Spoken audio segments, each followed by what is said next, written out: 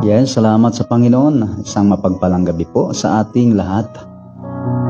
Sa mga taga-subaybay natin, sa lahat po ng ating mga tagapakinig, muli po tayong sumasayang papawid ang ating live na pagbubulay ng salita ng ating Diyos.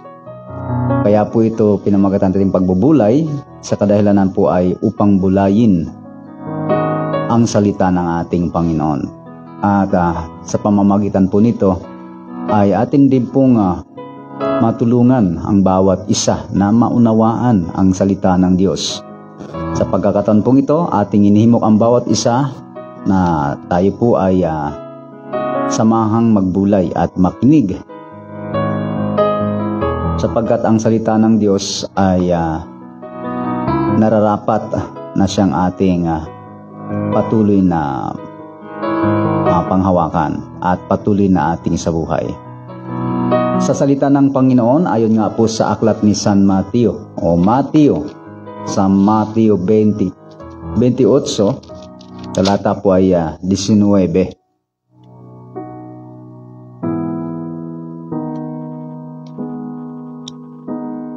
Dahil dito, magsiyaon nga kayo at gawin ninyong mga alagad ang lahat ng mga bansa, na sila'y inyong bautismuhan sa pangalan ng Ama at ng Anak at ng Espiritu Santo.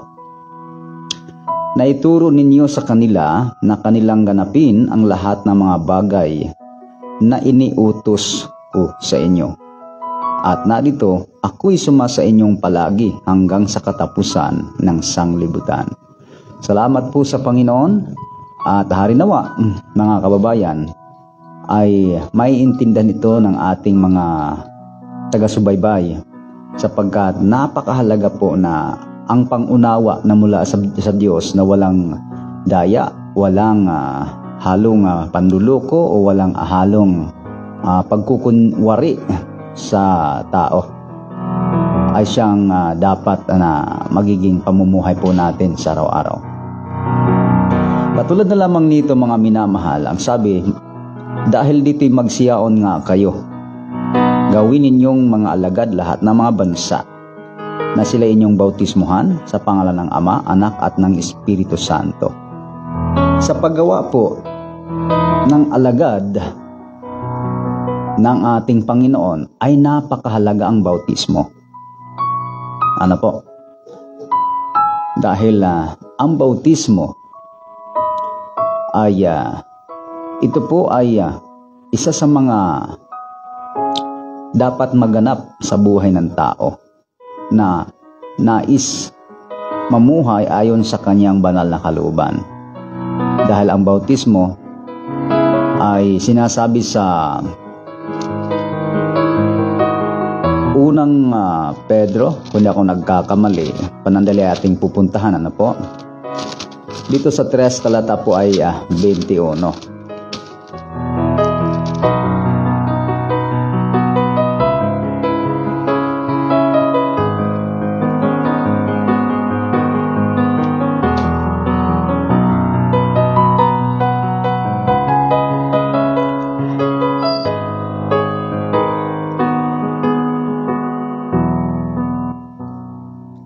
Na ayon sa tunay na kahawig, ngayoy nagligtas. Sa makatuwid bagay ang bautismo, hindi sa pag-alis ng karumihan ng laman, kundi sa paghiling ng isang mabuting budhi sa Diyos. Nasa pamamagitan ng pagkabuhay na mag-uli ni Jesucristo, na nasa kanan ng Diyos, pagkaakyat niya sa langit, na ipinasakop sa kanya ang lahat ang mga anghel, ipinasakop sa kanya ang mga anghel at ang mga kapamahalaan, ang mga kapangyarihan. Iyon. Ang bautismo, ito ay dapat na maganap sa buhay ng tao. Dahil sabi rito, ayon sa tunay na kahawig, ngayon nagligtas. Ayon. Ngayon nagligtas. Ang alin? Ang bautismo. Hindi sa pag-alis ng karumihan ng laman. Kaya makikita niyo po na ang bautismo na ito na inuutos sa atin na dapat na gawin, ito po yung bautismo na katulad ng inahalimbawa sa kamatayan. Ano po? Sa kamatayan na tila baga parang inililibing ang tao, no? Aapawan ng lupa. Iilalim siya ng lupa. Ganun ang bautismo. Aapawan siya ng tubig or ilulubog siya sa tubig. Ito ang malinaw na bautismo na iniutos ng Panginoon upang gawin ang lahat ng mga bansa na kanyang mga alagad. Ano po? Baka naman ito po ay aangkinin ng maraming mga nag-aangkin na sabi nila sila daw ay sumusunod dito sa talatang ito. Balikan natin ang 28, talata po ay 19. Tingnan po natin kung nasunod ng iba. Ulitin po natin ang bautismo. Sabi rito, datapwat magsiyaon nga kayo, gawin ninyong mga alagad ang lahat ng mga bansa, na sila inyong bautismuhan sa pangalan ng Ama, at ng Anak, at ng Espiritu Santo. Ayon. Ngayon, yung pong binautismuhan, mapapansin nyo, mga minamahal, ay mayroon ng kakayahan. Ano po? May kakayahan. Ano ang kakayahan ng mga sinasabi ritong bautismuhan? Ano po? Ang sabi rito, na ituro ninyo sa kanila. Tingnan nyo ha, pansinin nyo mabuti, na ituro ninyo sa kanila. Sino yon? E di yung babautismuhan. Ano po? Di ba?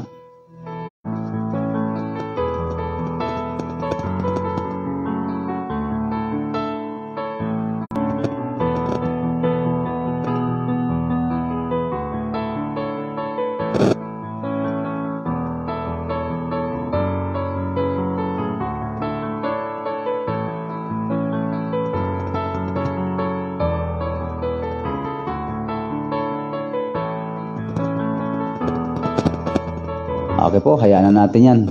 Ano po? Meron pong tumatawag hindi po natin yan mapagbigyan ng panahon sa pagkakataong ito dahil nandito po tayo sa live. Ano po? Tuloy po natin mga kababayan yung ating pong pagbubulay. Ano po? Salamat po sa Panginoon. Naituro ninyo sa kanila na kanilang ganapin ang lahat ng mga bagay na iniuutos ko sa inyo. Mapapansin nyo, sa talatang ito, yung babautismuhan ay meron po silang kakayahan na maturuan. Ano po? May kakayahan na maturuan patungkol dun sa utos ng Panginoon at may kakayanan na sabi rito, nagganapin. Ano po? Kaya hindi ito yung inaakala ng iba na bautismo doon sa mga sanggol. Dahil ang mga sanggol man po hindi naman kayang turuan yan. Ano po? Hindi naman kayang turuan yan. Dahil dito, kung mapapansin po natin ay ang mga alagad po sa kanilang pangangaral ng Ebanghelyo ay naroroon po yung una muna ay nagsisisi. Katulad na lang halimbawa bago bautismohan ng isang tao. Kasi akalain na dito ay una muna yung bautismo bago ang pagsisisi. Hindi po. Hindi po una ang bautismo bago ang pagsisisi. Kasi sa aklat po ng gawa, ganito po ang sinasabi.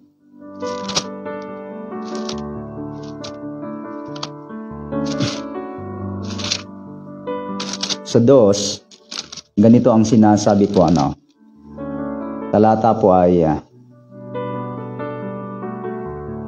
38. At sinabi sa kanila ni Pedro, ito po si Pedro ay isa sa mga apostol na inutusan ng Panginoon na, sabi roon, ay magbabautismo.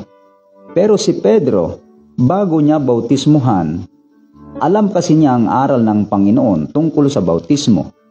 Kaya si Pedro, bago po niya bautismuhan ang isang tao para maging alagad, ay ganito po ang kanyang itinuturo. Sabi rito, at sinabi sa kanila ni Pedro, mangagsisi kayo. Ano po? Mangagsisi kayo at mangagbautismo ang bawat isa sa inyo sa pangalan ni Jesucristo sa ikapagpapatawad ng inyong mga kasalanan. At tatanggapin ninyo ang kaloob ng Espiritu Santo. Ayon. Kaya sa pangangaral ng mga apostol, kabilang si Pedro, na inutusan na bautismuhan ang tao upang gawing alagad, ay ito ay sinunod ng mga apostol at ayon po sa bautismo na iniutos ng ating Panginoon. Ayon. Nang sabi, bautismuhan ninyo sila sa pangalan ng Ama, Anak at ng Espiritu Santo. So, ang tanong, nung bautismuhan sila, basta na lang ba binautismuhan ni Pedro? Ito po ang utos ni Pedro. Dahil sa talatang 37, nang marinig nga nila ito, ay nangasaktan ang kanilang puso o nakarinig, po. May narinig silang pangangaral, hindi naman basta-basta na lamang yan hablutin mo at bautismuhan mo ang isang tao, Nakapakinig muna sila ng pangangaral. Mayroon silang kakayanan, po? May kakayanan na. Sabi sa aklat ng Mateo 28, talata 19 hanggang 20, sila po ay tuturuan. Ibig sabihin, ito po yung mga tao na mayroong kakayanan na gawin ang mga utos ng Panginoon. Ito po yung mga tao na kayang sundin, kaya ng sumunod, at kaya ng turuan. Po? Kung mapapansin ninyo, dito nga po, tingnan nyo, sa talatang 47, ang sabi rito, dito muna sa talatang 41, iyaon ngang nagsitanggap ng kaniyang salita. Tingnan nyo ay nangabautismuhan at nangaparagdag sa kanila ng araw na yaon. Hindi naman pala basta na lamang bautismuhan. Po? Kundi nandoon muna yung tumanggap. Ayon, yung salitang iyaon ngang nagsitanggap. Sa makatuwid, sila muna ay tumanggap, po, bago bautismuhan. Napakalinaw, po, bago bautismuhan, tumanggap muna ng salita, po, ng kanyang salita. Yaon ngang nagsitanggap ng kanyang salita ay nangabautismuhan at nangaparagdag sa kanila ng araw na yaon ang may 3,000 kaluluwa. Tingnan niyo rito mga kababayan, napakaliwanag, po, napakalinaw na ang mga babautismuhan tumanggap muna, hindi basta na lamang bautismuhan, po. Tumanggap muna, nagsisi, at kapag binasa niyo ang aklat po ng Marcos, ay ang wika po sa 16 verse 15 up to 16, ganito ang sinasabi, po. At sinabi niya sa kanila, magsiyaon kayo sa buong sanglibutan Ayon. At inyong ipangaral ang ebanghelyo sa lahat ng kinapal. Ako naniniwala, na itong Marcos 16:15 na inutusan ng Panginoon ang mga alagad na yumaon sa buong sanglibutan ay upang ipangaral ang ebanghelyo sa lahat ng kinapal. Ayon. Kaya dito po sa pag-utos ng Panginoon pala, nung utusan pala ng Panginoon ang mga alagad upang gawing alagad din ang lahat ng mga bansa sa pamamagitan ng wika ng pagbabautismo, ang sabi rito, nakapakinig muna sila ng pangangaral. Kaya mapapansin nyo ang mga alagad, pag sila po ay nangangaral, sila po ay humahayo, hindi po sila basta na lamang nanghihila ng mga tao. Hindi basta na lamang na biniwisikan, binibinyagan o mga sanggol na yan o sino mang mga tao. Meron munang naganap na pangangaral sapagkat ang sabi ng Panginoon, ipangaral, ang ebanghelyo sa lahat ng kinapal. Ang sumasampalataya at mabautismuhan ay maliligtas. Datapwat ang hindi sumasampalataya ay parurusahan. So ano ang mga mapapansin natin? Una, ang utos ng bautismo ay sa mga alagad. Sa mga alagad. Sino po yung mga alagad? Ayon sa ating binasa, na ituro ninyo sa kanila na kanilang ganapin ang lahat ng mga bagay. May kakayahan yung mga alagad na magturo ng lahat ng mga bagay na alin na iniutos ko sa inyo, sabi ng Panginoon. Mga bagay na iniutos ng Panginoon. Sa makatuwid, ang ituturo ng mga alagad, makinig tayong mabuti, ang itinuturo ng mga alagad ay mga bagay na iniutos ng Panginoong Hesukristo. Ayon. Mga bagay na iniutos ng Panginoong Hesukristo. Amen?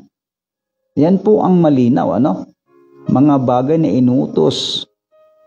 Hindi yung utos ng tao. Utos ng Panginoong Hesukristo. Yun ang napakahalagang maunawaan ng tao. Diba? Ngayon, ano po yung utos ng Panginoong Hesukristo? Ang mga utos ng Panginoong Hesukristo na ituturo ng mga alagad. Ito po yung mga utos na nakasulat dito sa banal na kasulatan. Hindi po kung saan-saan nakasulat yan. Ang mga utos ng Panginoon, ito yung utos na siyang ituturo ng mga alagad. Pansinin nyo. At ang pagtuturo ng mga alagad, lahat ng mga bagay na iniutos ng Panginoon. Pangalawang mapapansin natin, yung sinasabihan ng mga alagad, ito yung mga apostol, mga minamahal, na sa kanila pong pangangaral ay ginaganap po nila ang magbautismo sa pamamagitan po mga minamahal. Nagbabautismo sila sa tubig. Ito po ay bautismo na siyang utos ng Panginoong Hesukristo. Ano ang kaibahan ng utos na ito ng Panginoon na bautismo? Mapapansin nyo ang bautismo na ito ay bautismo na ilubog sa tubig. Ilubog sa tubig.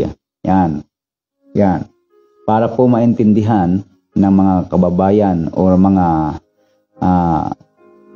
kakilala natin o mga nakakausap natin, o sino man sila. Ito pong bautismo ay ilubog ka. Nasa English po ang nakalagay ay to immerse. Sa Griego ay baptizo. Ilubog. Ilubog Ilubog sa tubig. Yun ang pangalawa nating mapapansin. To immerse, baptizo. Ano po, hindi po wisik ito, ano? Baka pagkakamali naman ang pagkaintindi ng iba, wisik naman ang kalang sinasabing bautismo, ano? Yan po ay hindi yan ang binanggit dito. Napaka layong-layo na po yan. At hindi po maaaring i-apply yan sa tao para gawing alagad ang isang tao. Sapagkat ang bautismo na ito, mapapansin natin, ay ilulubog ka sa tubig. Ano po? Yan ang nakalagay talaga. At yan naman ang hindi dapat na pasubalian. Sapagkat kung may kumukontra pa dyan, ay talagang kinukontra nyo na ang salita ng Diyos. Hindi na kayo taga-sunod taga-kontra na lang kayo ang gagawin, no? Taga-kontra na lang kayo ng salita ng Diyos, hindi na kayo taga-sunod. Hindi lamang yun, taga-angkin na lang, pero yung pagtupad ay wala. Pangatlong mapapansin natin, ay may kakayanan na gawin ang utos ng Panginoon, yung babautismuhan. At sila ay mga kaya ng turuan. Ano po? Kaya ng turuan at may kakayanan din silang gawin ito. Sundin ito. Yan ang kaibahan, mga minamahal, ng nasa Biblia talaga. Kaya po tayo, huwag tayong paluko, huwag tayong padaya, huwag tayong paligaw sa mga kunyari na mga salita na ika daw, may ganito, mayroon silang kasaysayan. Huwag po tayong maniwala sa mga ganyang kasaysayan. Ano po? Dahil yan po, marami po dyan at karamihan po yan, gawa lang ng tao yan. Yan ay patutuo ng tao. Hindi po yan patutuo ng Diyos. Para lang sabihin sa inyo. Pero pag wala ring alam sa Biblia mga tao, ano po? Nadadaya din Nadadaya. Isipin nyo, mga minamahal. Kaya malinaw rito, tatlong mapapansin natin sa talata ng Mateo 28, talatang 19 hanggang 20. Ano po? Na inutusan sila na magbautismo para gawing alagad. So yung bautismo naman na inutos sa kanila ng Panginoon, bautismo na paglubog sa tubig, mga minamahal. Hindi po dyan bautismo na wisikan ka lang or Yan. Pangalawa ay yung may kakayahang ang magbautismo magturo ng lahat ng mga bagay na iniutos ng Panginoon. So yun po ay utos ng Panginoon. Pangatlo, yung babautismohan may kakayanan ng umunawa, may kakayanan na umintindi, may kakayanan na maniwala, may kakayanan na sumampalataya, may kakayanang tumupad ng salita, ng utos ng Diyos. Ano po? May kakayanang sumunod at may kakayanang maniwala. Ayon. Kaya ang sabi sa aklat ng mga gawa, yaon ngang nagsitanggap. Ayan yaon ngang nagsitanggap ng kaniyang salita ay nangabautismuhan. Ayan. Hindi po sinasabing nabautismuhan muna bago tumanggap. Diba? Baligtad Yaon ngang nagsitanggap ay nangabautismuhan. At yaong nangagsisisi, sila ang mababautismuhan. Pag hindi nagsisi, hindi tumanggap, mga minamahal, at hindi pa nakakaunawa. Kaya nga, pag hindi rin sumampalataya, hindi rin pwede talaga. Hindi pwede. Wala pong aral na mababasa nyo sa Biblia na kapag hindi tumanggap, hindi nagsisi, hindi sumampalataya na si Jesus anak ng Diyos, ay pwedeng bautismuhan. Hindi ganyan ang turo ng Panginoon. Hindi ganyan ang aral ng mga apostol. Dahil ang mga apostol, sila ang tinuruan ng Panginoon una. At kaya sila, mga naturuan, natural, sumunod sila. Dahil naturuan sila ng Panginoon. Katulad na lang halimbawa sa aklat ng mga gawa. Ganito ang sinasabi sa 8:31. At 37 ba?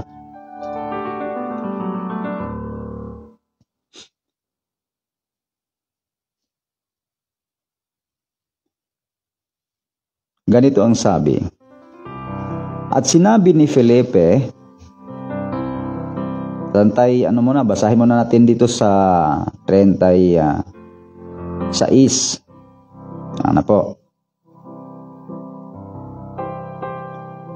At sa pagpapatuloy sa daan, ay nagsidating sila sa dakong may tubig, at sinabi ng bating, narito, ang tubig, ano ang nakahahadlang upang ako'y mabautismuhan? Tanong nung bating kay Felipe, narito na ang tubig. Ano ang makahahadlang? O nga naman, nandyan na. Kumbaga, yung tao nandoon na rin. Kumbaga, yung pagsaganap na lang ng bautismo ang kulang. Pero anong sabi ng bating kay Felipe? Narito ang tubig. Ano ang nakahahadlang? Yung tanong, yun ang dapat ninyong pansinin. Ano ang nakahahadlang? Tingnan niyo. Ano po ang sagot ni Felipe nung tanungin siya? Yun ang pansinin dapat. Ang sabi rito, sinabi ni Felipe, kung nananampalataya ka ng buong puso, tingnan niyo nandoon yung kondisyon, kung nananampalataya ka ng buong puso. Hindi basta nananampalataya lang na parang wala sa isip or wala sa puso. Di yung basta nananampalataya lang na parang wala sa sarili, tango lang ng tango. Hindi po, kung nananampalataya ka ng buong puso. Ngayon, ang pananampalataya ng tao ay buong puso. Di ba?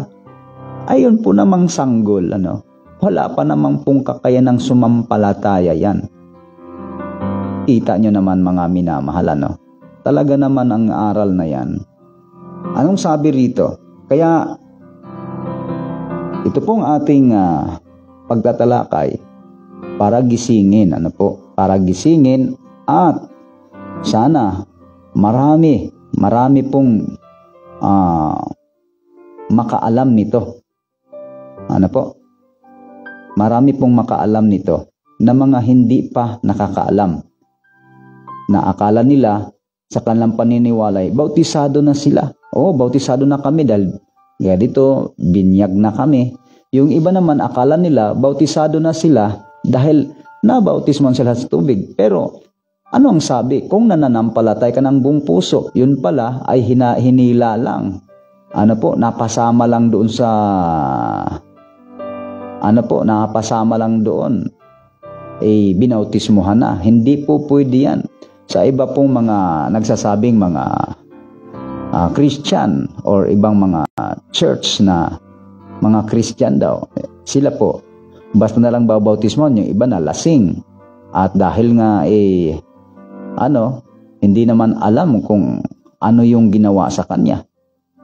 Kaya hindi po tama yung gagawin mo sa isang taong bautismuhan mo na lang na hindi naman niya naunawaan.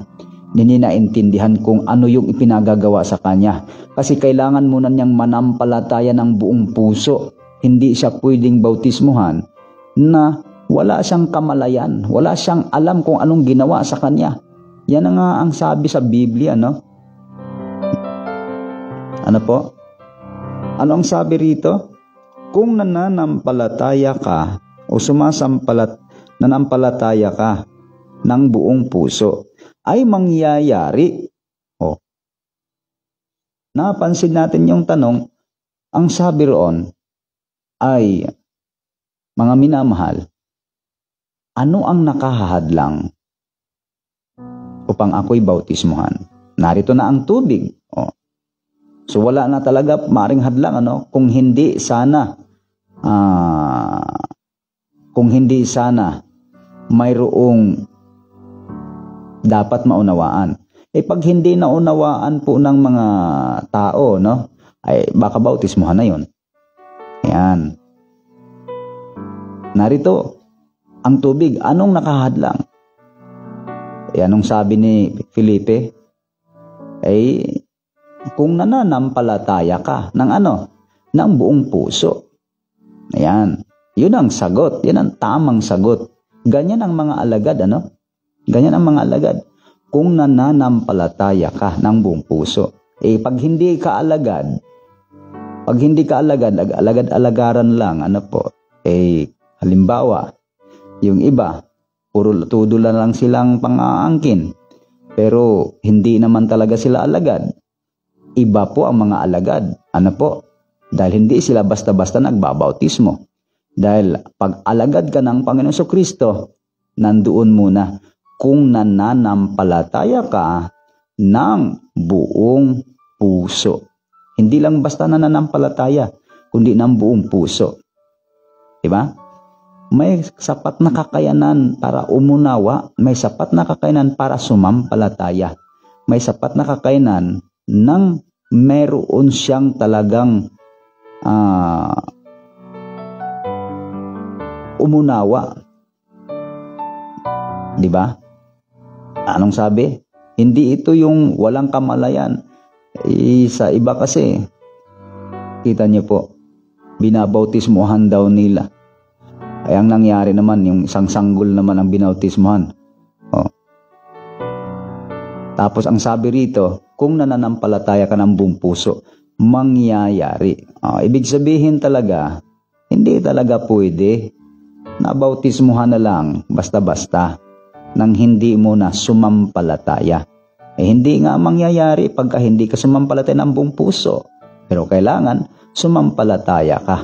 At ito pa ang pananampalatayang binigkas. Ano ang sabi?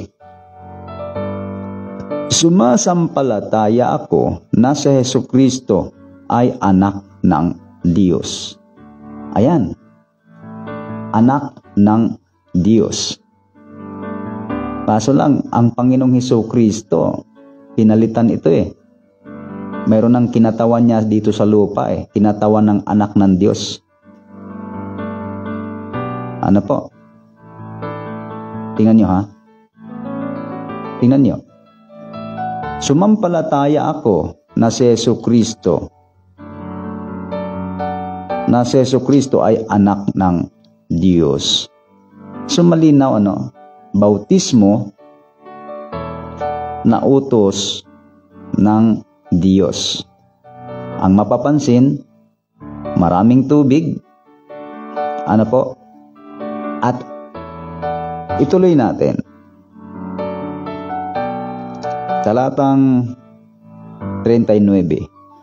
At nang magsiahon sila, mayroon pa tayong pinapapansin, isa pang papansinin ninyo, at nang magsiahon sila, ay nagsiahon kapwa, nang magsiahon sila sa tubig, ay inagaw si Felipe ng Espiritu ng Panginoon. At hindi na siya nakita ng bating sapagkat ipinagpatuloy niya ang kanyang lakad na natutuwa. Hallelujah. Purihin ang Panginoon, mga minamahal. Kaya kita nyo, iba talaga ang mga alagad magbautismo.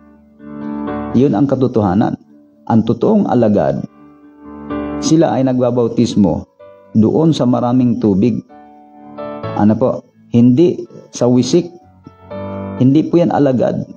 Dahil hindi po sila naturuan ng Panginoon Yung mga wisik-wisik na bautismo, yung mga binyag-binyag na yan, hindi po yan naturuan Yung mga nagbibinyag na hindi naturuan yan kasi hindi naman alagad yan Ang mga alagad, ito sila. Kaya ito ang dapat na tuparin. Ito dapat na ganapin. Kaya karamihan po, mga minamahal, na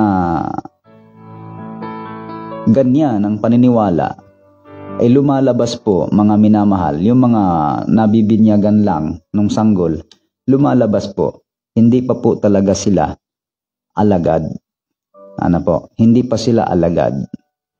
Dahil hindi pa nila naranasan ito. Hindi pa nila naranasan itong nasa gawa. Dito sa 8:39, 37, 38, 39. Hindi pa naranasan nila ito. Kaya dapat po talaga na maranasan mo na. Yung nagsisi, sumampalataya, tumanggap. Ano po? Yan po.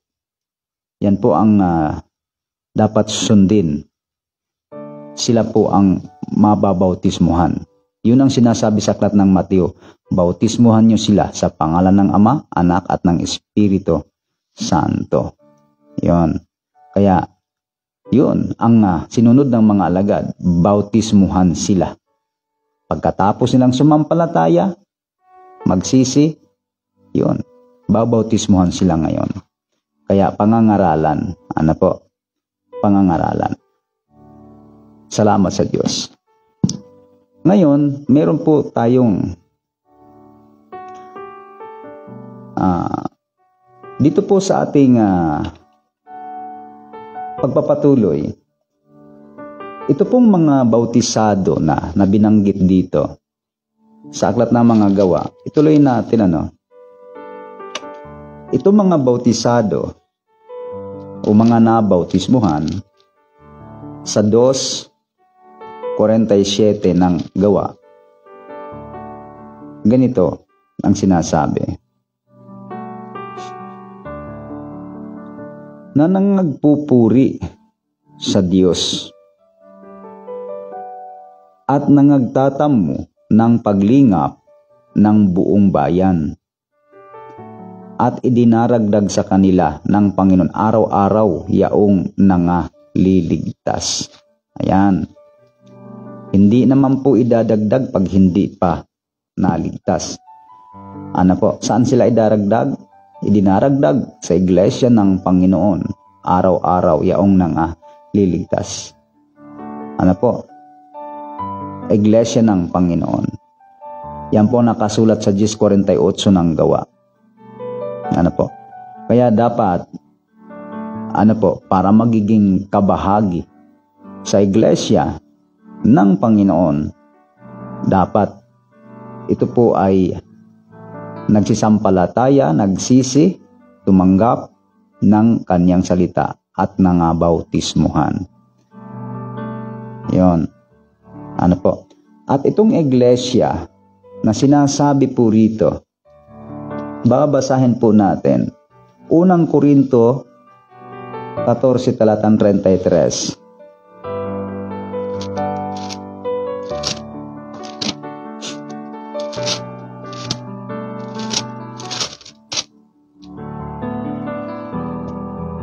Tingnan po natin mga minamahal.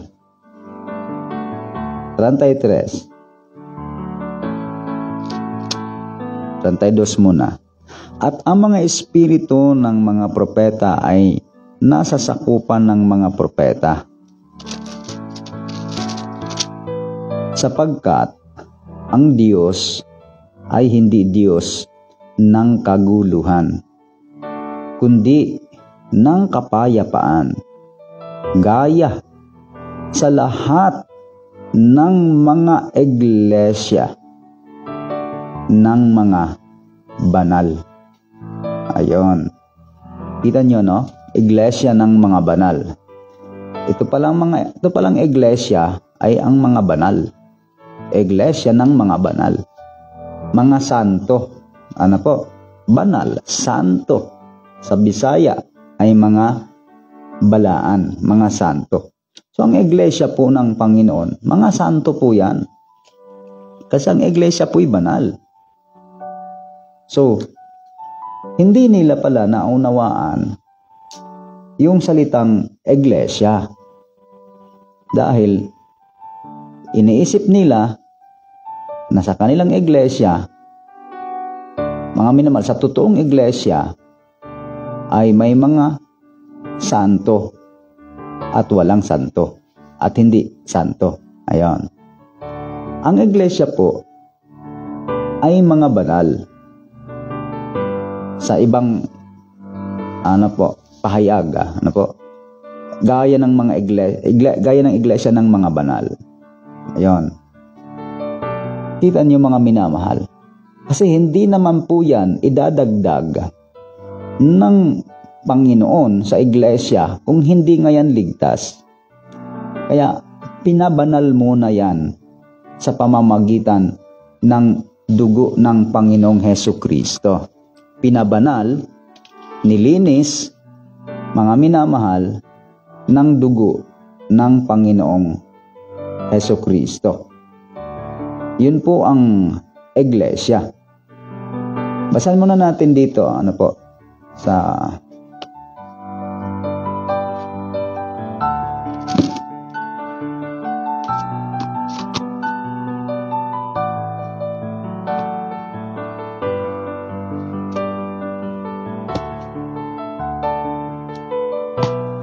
dito po sa aklat ng Kolosas 1:22.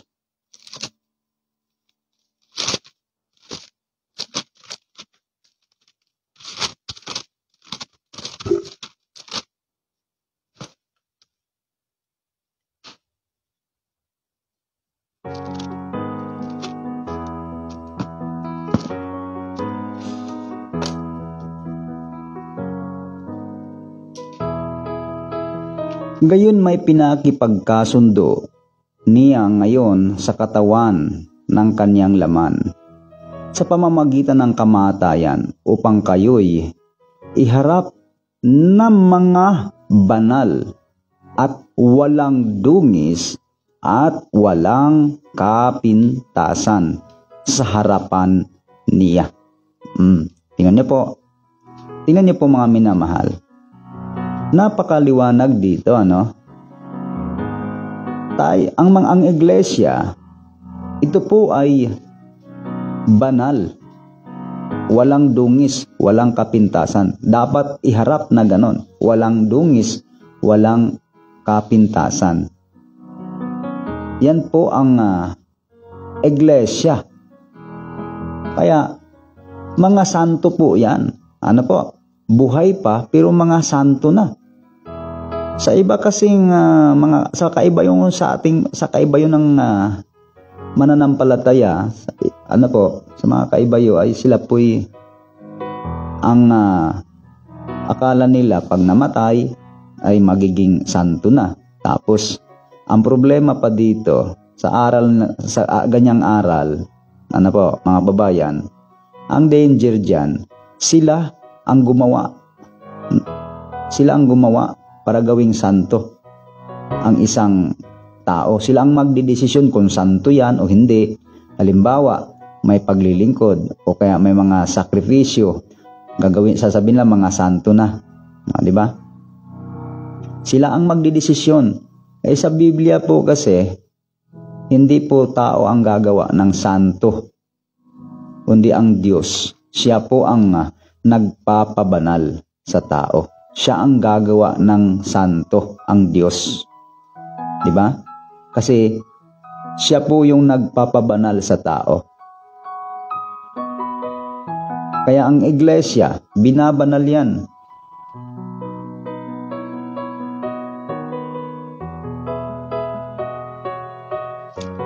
Binabanal yan, mga minamahal.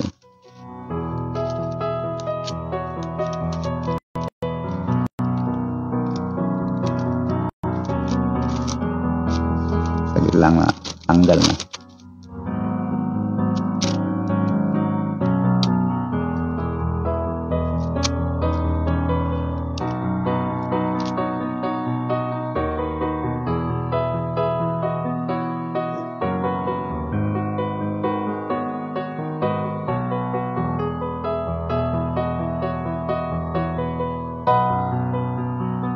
Tingnan niyo sa 4. Efeso 1:4.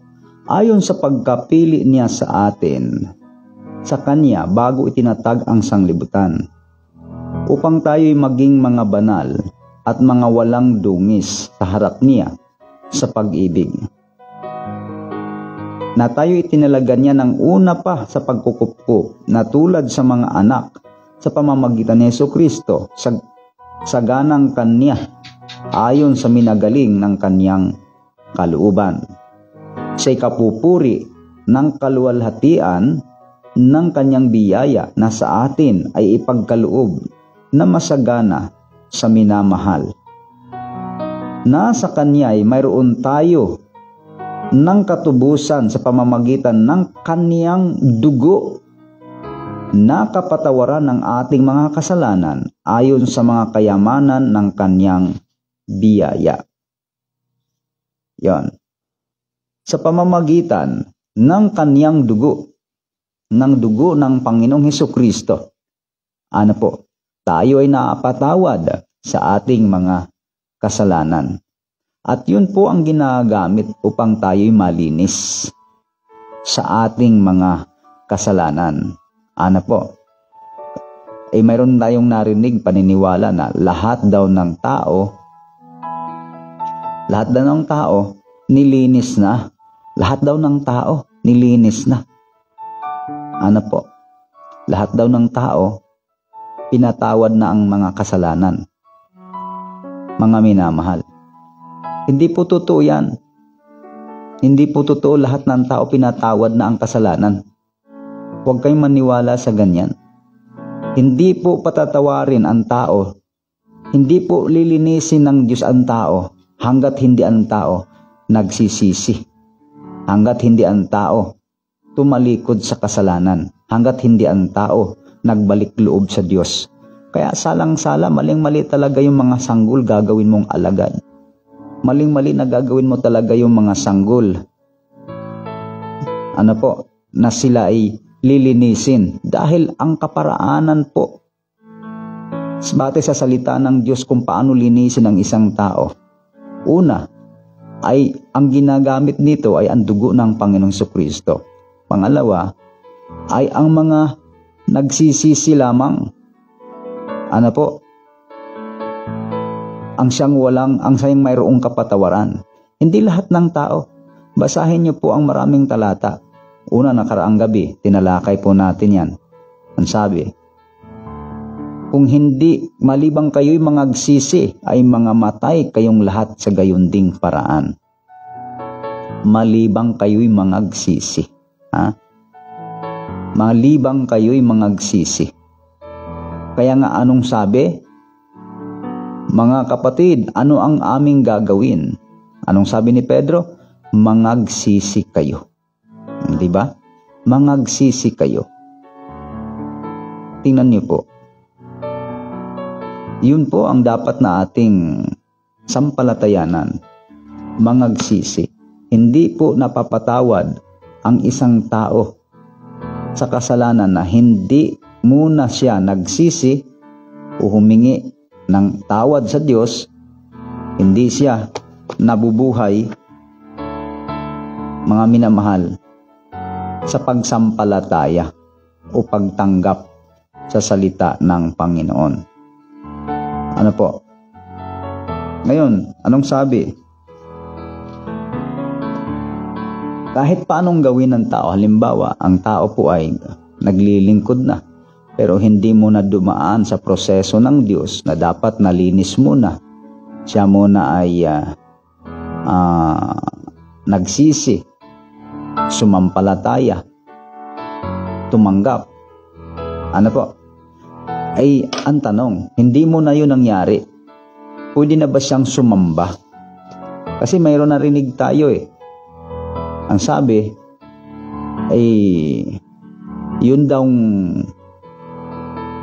pagsamba, yun daw yung parang sa kanila, yung parang yun ang paraan ng Diyos para linisin ka sa kasalanan. Baka ang ibig po nilang sabihin ay yung pagsunod mo o yung pagtalikod dun sa kasalanan. Ano po? Hindi po yung pagsamba. Ang pagsamba ay act na lang po yan ng mga taong ligtas na. Ng mga taong binanal na ng Panginoon. Hindi po pwedeng maglingkod. Ano po? Ang sinumang tao na basta-basta na lang na hindi mo na siya banal sa Panginoon. Kahit ano pong gawin ng tao na sambahin ang Diyos, kung hindi rin naman siya banal, paglingkuran ang Diyos, hindi po tatanggapin ng Diyos yun. May nagre-react, sasabihin, anong talata yun, Brad? Na hindi pwede maglingkod pag hindi banal. Ito, babasahin na lang po natin. Dito po sa aklat ng Josue,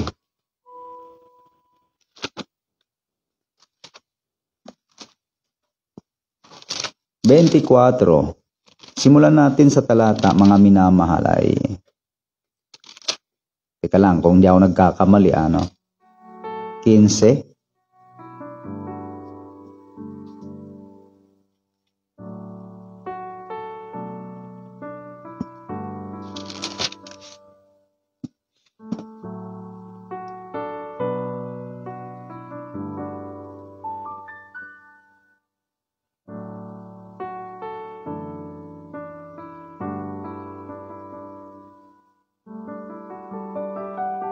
Talatang 19.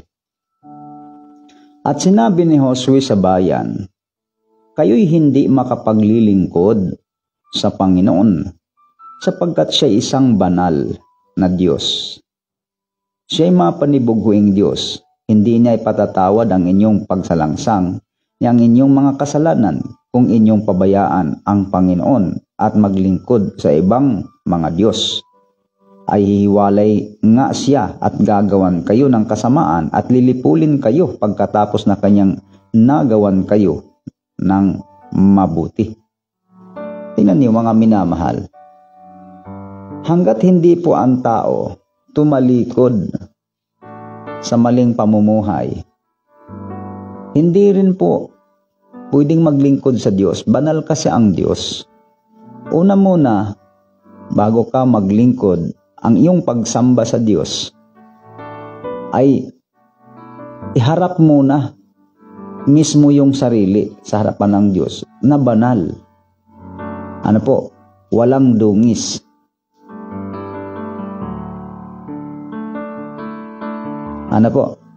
Yun yung pagsamba ng tao mismo yung pamumuhay na banal sa Panginoon. Nais kong basahin dito po muna sa Magandang Balita. Sa Roma 12.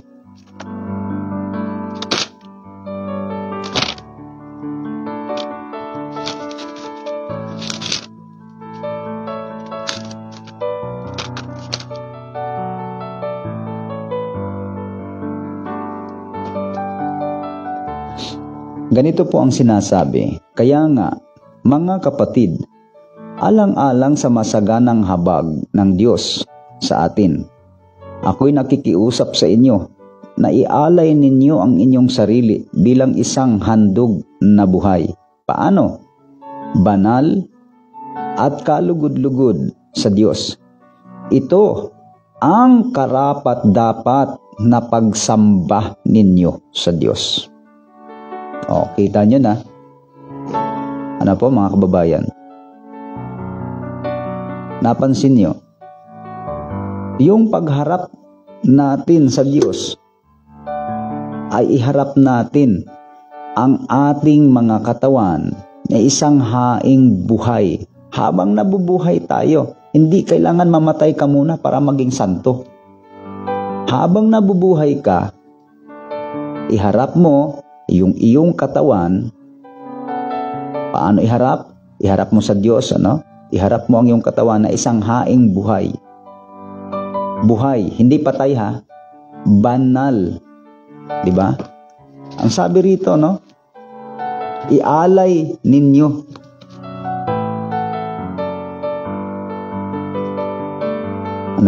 Ako'y nakikiusap sa inyo na ialay ninyo ang inyong sarili bilang isang handog na buhay. Banal at kalugod-lugod sa Diyos. Ito ang karapat-dapat na pagsamba ninyo sa Diyos. Kaya nauuna muna yung pagharap mo sa Panginoon, na ialay mo yung iyong katawan, na iyong sarili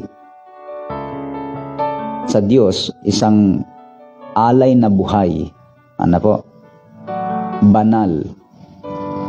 Kalugod-lugod. Ito ang karapat-dapat na pagsamba natin sa Diyos. Kasi kahit sasamba ka ng sasamba sa Diyos, pero ang sinusunod natin, hindi naman tayo sumusunod sa utos, sa turo ng Diyos, wala pong kasaysayan yan. Walang kabuluhan. Hindi tatanggapin ng Diyos yan. O, may nagtatanong, halimbawa, saan namang talata yun, Brad? Na mawawala ng saysay ang pagsamba ng tao kung hindi naman utos ng Diyos ang sinusunod, kundi utos ng tao. O, ito po, babasahin na lang po natin. Marcos sa 7.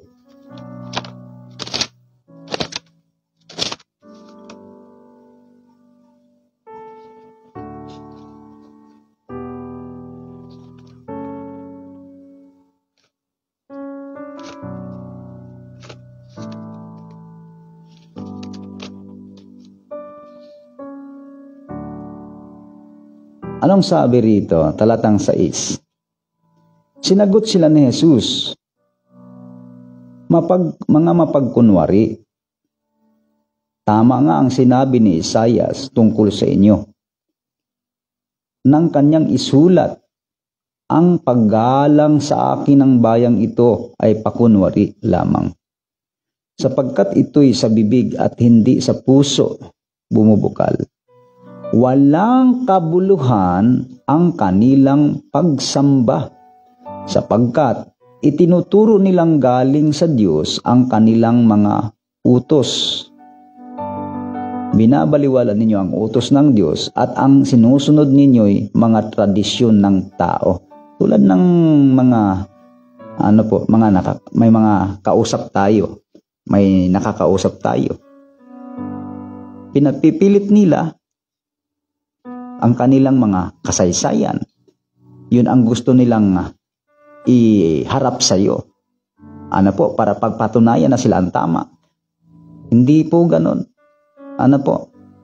Para mapatunayan na ako o ikaw ay tama, hindi kasaysayan, kundi banal na kasulatan. Yan ang tama, Bakit? Dahil yung mga bagay na nandyan, utos ng Diyos yan ang nakalagay. Marami dyan, puro utos ng Diyos. Marami dyan. Pero ang mga kasaysayan, yan ay kadalasan gawa lang ng tao yan. Mga utos ng tao. Kaya kita nyo, bakit natin sinasabing utos ng tao? Sipin nyo, mga minamahal, kung ano mga turo dyan. Halos lahat ng turo dyan salungat sa Biblia. Amen? Mawawalan talaga ng kabuluhan ang inyong mga pagsamba kung hindi utos ng Diyos ang inyong susundin. Yan ang ating dapat na pakatandaan.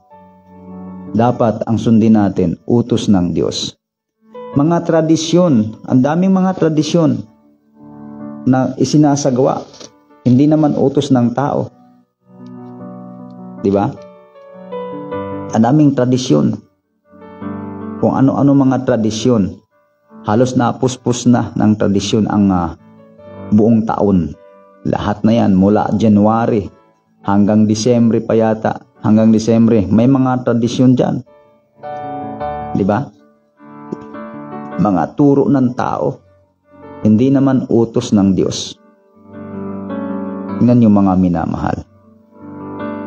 Sa mga patay pa lang mayroong siyaman, mayroong 40, mayroong mga celebration, may mga padasal,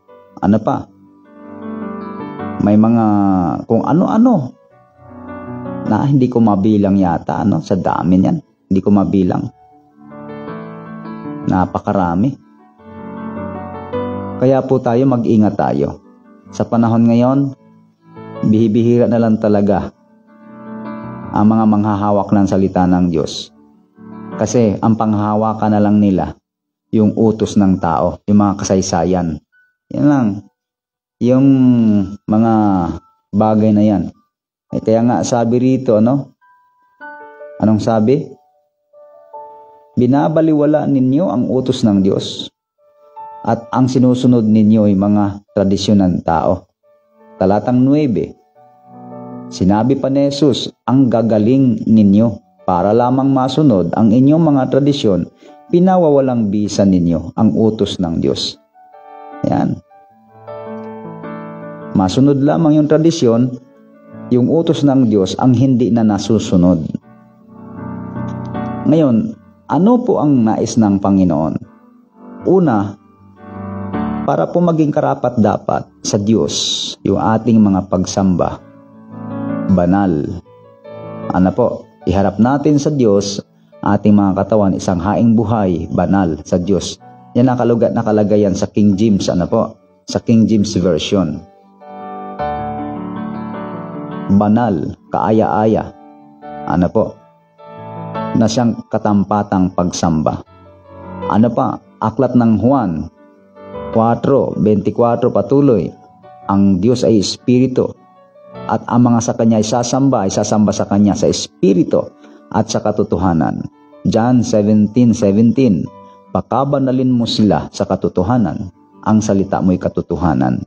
Kailangan mo na banal, at sa pamamagitan ng katotohanan, ang magbabanal ay ang Diyos. Ang Diyos ang gagawa ng magiging santo. Hindi po tao ang magdesisyon, ito, gagawin nating santo to. Mali po yan. Ang totoo nun, ang iglesia, mga santo yan. Ang iglesia, mga santo. Hindi siguro nila alam yon. Baka akala nila ang iglesyang itinayo ng Panginoon ay halo-halo.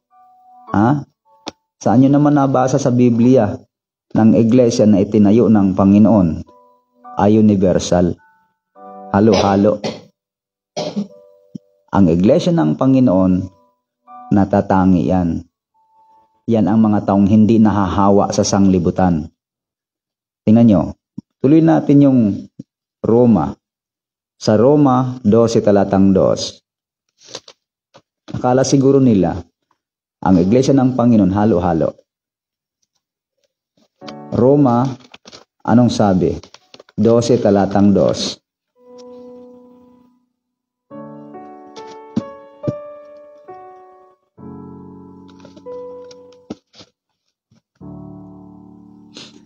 Huwag kayong makiayon sa takbo ng mundong ito.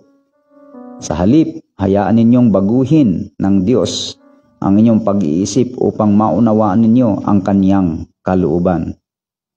Sa gayon, magagawa ninyo kung ano ang mabuti, kalugod-lugod at ganap na kalooban ng Diyos.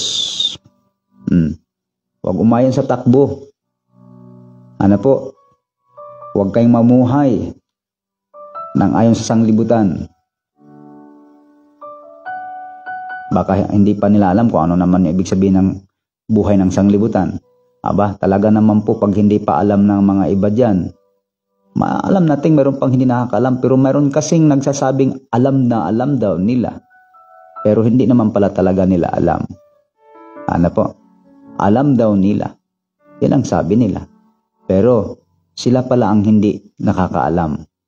So dito po mga minamahal, dapat sa ating pagharap sa Panginoon, sikapin po natin ang mamuhay tayo na hindi sumasang-ayon sa takbo ng mundo.